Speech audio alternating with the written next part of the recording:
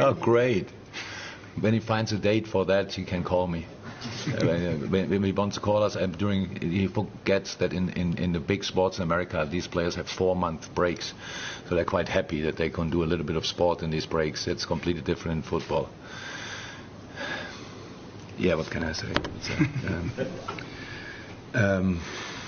They want to bring Harlem Globetrotters as well and let them play against a football team. I'm surprised by the question, so please don't judge my answers too much. But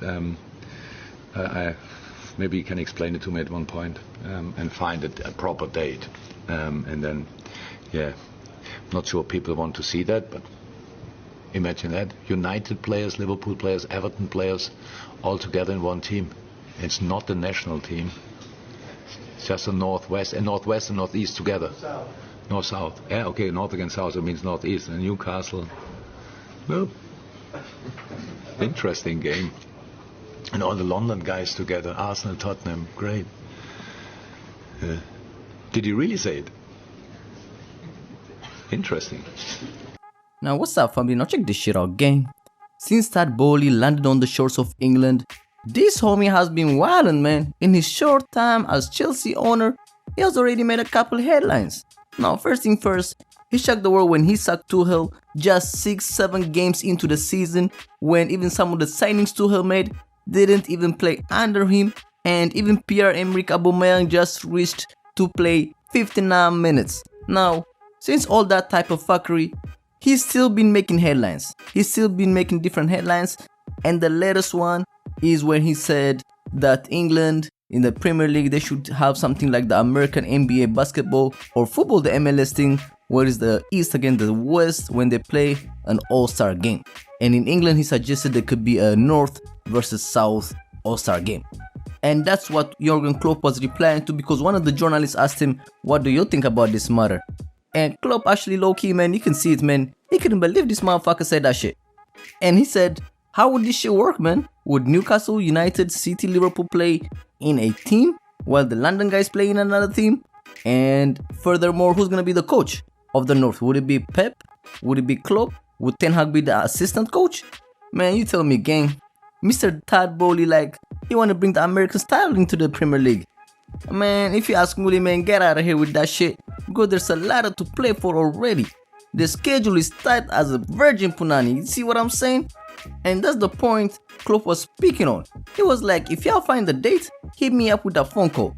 And from that, we finna see what won. But y'all could clearly see Klopp in the end of the interview, he finished by saying, did he really ask that? Did he actually say that? But it is what it is. And other headlines that have been making today's newspapers in the Athletic is that Todd Boehly, aka Chelsea's current sugar daddy, said in a dressing room meeting to Thomas Tuchel before he got the sack that he should play a 4-4-3. Yeah, man, y'all heard that correct. The homie wanted to sneak in an extra player in a pitch. Having said all this shit, man, Todd Boehly actually broke his silence on the Thomas Tuchel sacking as well. And this is what he had to say. When you take over any business, you just have to make sure that you're aligned with the people who are operating the business. And I think Tuchel is obviously extremely talented and someone who had great success at Chelsea. Our vision for the club was finding a manager who really wanted to collaborate with us, a coach who really wanted to collaborate. You know, I think there's a lot of walls to break down at Chelsea.